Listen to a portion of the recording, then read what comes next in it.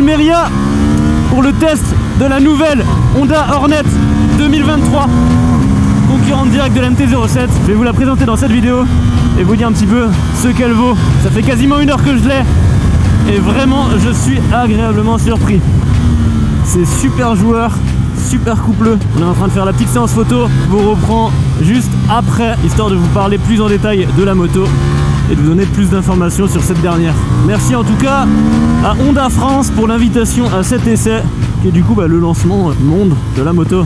Du coup, bienvenue sur la nouvelle Honda Hornet version 2023. La Hornet, je vais pas rentrer dans les détails par rapport à l'ancienne parce que c'est plus vraiment la même. Mais pour faire court, c'est une moto qui était vraiment très populaire chez Honda à l'époque et qui a été arrêtée et qui en fait revient en 2023 dans cette version, qui est en fait du coup une version bridable en A2. C'est un bicylindre, donc qui n'a rien à voir avec l'ancienne version. Et cette moto, c'est tout simplement la concurrente directe de la Yamaha MT-07 en A2.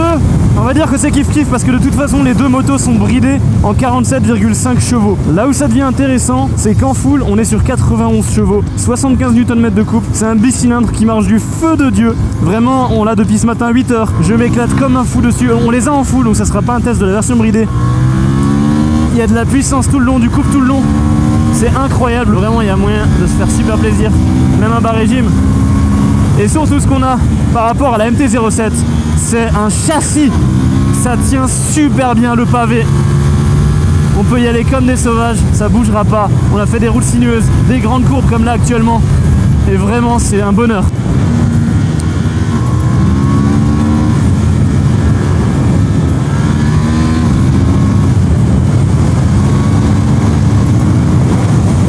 Donc du coup avec cette Hornet, on a un châssis, un moteur, des bons pneus, on est sur du Michelin Pilot Road 5 d'origine dessus. On a le shifter, c'est en option. On a le TFT, on a différents modes de conduite, là ça la MT-07 ne l'a pas. On a donc le traction control, anti-wheeling, etc. On a le frein moteur réglable. Je crois que la seule moto où j'avais essayé ça à l'époque c'était la ZX-10R. Là on peut le faire sur la Hornet. En fait on a vraiment pas de frein moteur quand je lâche les mains. C'est super agréable.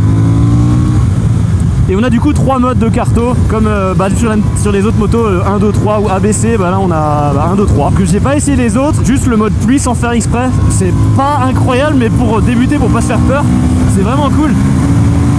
Et le mode 3 avec le traction control en off, moi je le mets en off parce que je trouve qu'il est un petit peu trop intrusif, mais c'est pas plus mal parce que c'est une moto qui est destinée comme dit à 80% pour les jeunes. Et du coup en plus de toutes ces caractéristiques citées là, on est sur un prix de 7 900 €. On est à moins de 8 000 €. On est un petit peu plus cher que la MT-07, mais on est mieux équipé que la MT-07. On a aussi plus de puissance en full, bien qu'en bridée, elle soit quasiment équivalente à la MT-07. Si vous la gardez dans le temps, vous pouvez la débrider et avoir du coup une moto de 91 chevaux, alors que la MT-07, elle en fait que 73. Et 20 chevaux sur une moto, je vous garantis que ça se sent très bien. Le moteur est aussi plus gros que celui de la 07, c'est un 755 cm3. Parce qu'en soi, ça s'appelle l'Hornet, juste pour garder le nom mythique. Mais en vrai, c'est une CB 750 qui est... ça change rien, c'est juste l'appellation. Vraiment, je suis fan de cette moto. Là, je l'achèterai pas parce que voilà, j'ai une moto de 125 chevaux à la maison et que j'aime bien avoir 125 chevaux. Mais pour quelqu'un qui débute et qui veut garder sa moto plus tard, ou même qui veut ça parce qu'il a pas envie d'acheter une moto de 100 chevaux, c'est un super choix. Il y a tout qui est vraiment bien dessus. Là je vais juste vous parler du point fâche un petit peu tout le monde, mais je vais pas le juger, je vais vous donner mon avis. On va quand même descendre histoire de faire une petite présentation propre. Donc elle est en jaune, elle existe également en noir, en blanche et en gris mat. En gris mat elle est magnifique, je la kiffe. On l'a pas eu à l'essai, on a que des jaunes, des noirs et des blanches. En jaune je trouve que c'est celle qui rend le mieux en vidéo par rapport aux autres. Je suis pas fan des autres coloris. En gris mat par contre je suis amoureux. Et du coup voilà la bestiole.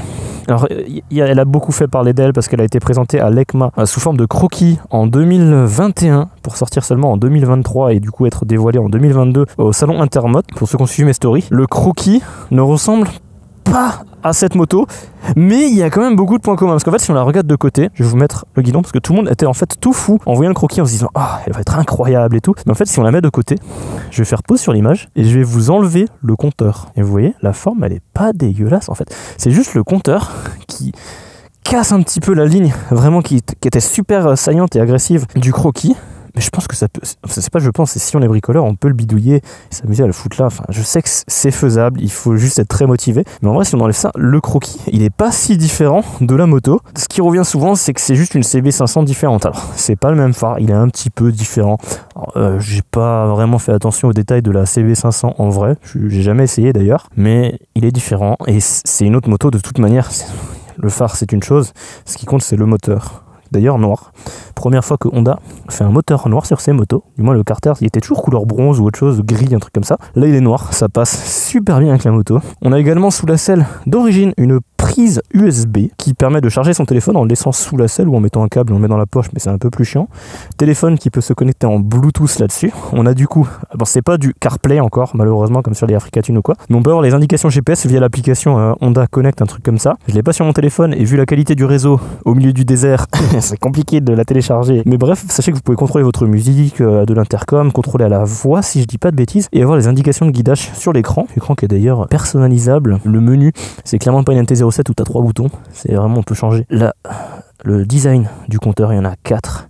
Et parmi les 4 designs, moi j'ai mis celui-là, on dirait un peu celui de la R1, mais je l'aime beaucoup. On peut changer la luminosité, mais également le fond, on peut mettre en blanc, en noir, en métallique ou en mode automatique. Et après il y a plein de paramètres différents. Quick shifter, d'ailleurs le quick shifter comme dit, il est en option, mais il est déjà pré-câblé en fait. Vous avez juste à le rajouter, à le brancher, et c'est reconnu par la moto. Là-dedans je pense que c'est juste pour le désactiver. Voilà, médium, je sais pas ce que ça veut dire. En tout cas il marche super bien, il est super smooth, haut dans les tours, bas un petit peu moins. J'ai pas mis gris par contre, pourquoi il met du gris? Mais voilà, elle a le mérite d'en avoir un et d'avoir une option pour vraiment pas trop cher. Et enfin, dernière chose, pendant que je suis autour de la moto, on va parler de l'échappement. Il y a 2 tubes dedans, c'est pas pour rien, on nous a montré la présentation presse, il y a un tube qui optimise les fréquences graves et un tube qui optimise les fréquences aiguës, ce qui fait que à bas régime, on a la première activée, enclenchée, ça ne fonctionne pas. À bas régime, on a un bruit vraiment d'un bicylindre assez grave, mais dès qu'on monte en fait, on passe sur un bruit plus sportif, plus aigu. On entend encore plus en roulant quand on prend vraiment de la vitesse. C'est vraiment super plaisant.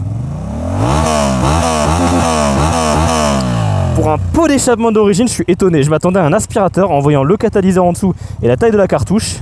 Mais en fait, pas du tout. J'aime vraiment beaucoup le bruit. Il n'y a pas de vidéo pure sound parce que j'ai pas ramené mon micro et que aux essais presse, on n'a jamais le temps de le faire. Mais je peux vous garantir que le bruit d'origine, il est très très beau. Si vous changez la ligne maintenant pour mettre un Acra ou quelque chose comme ça, je sais pas si ils vont aussi travailler sur les doubles tubes pour avoir des sons différents en fonction du régime.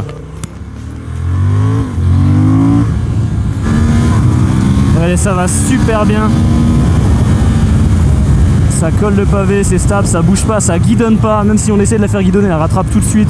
Elle pardonne beaucoup de choses, elle est super facile à prendre en main. Ce matin je l'ai pris on est parti à 8h15, à 8h20 j'avais déjà l'impression que c'était ma moto et que je l'avais depuis 10 ans. De toute façon elle est disponible en concession, vous pouvez aller l'essayer en concession. Si jamais vous cherchez une moto pour jeune permis ou même pour le permis full, n'hésitez pas à aller au moins l'essayer. Outre le design qui fait beaucoup parler, ça se trouve vous regardez cette vidéo et vous l'adorez, ça se trouve vous l'aimez pas. Moi ce que j'en dis c'est que quand on est dessus, on la voit pas.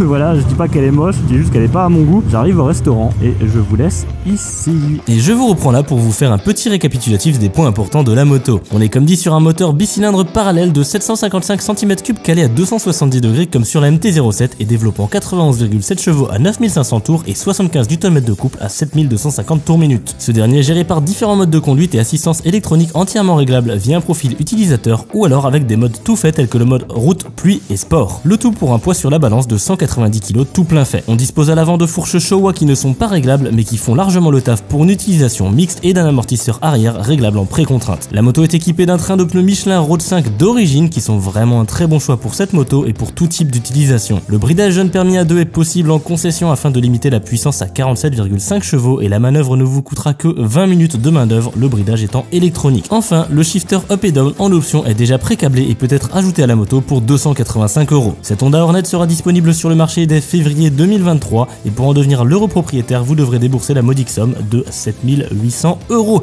soit à peine 200 € de plus qu'une MT-07 pour au final se retrouver avec une moto mieux équipée et surtout qui tient la route. Et enfin, j'ai failli oublier, mais sachez que la moto est garantie à l'achat 5 ans chez le constructeur.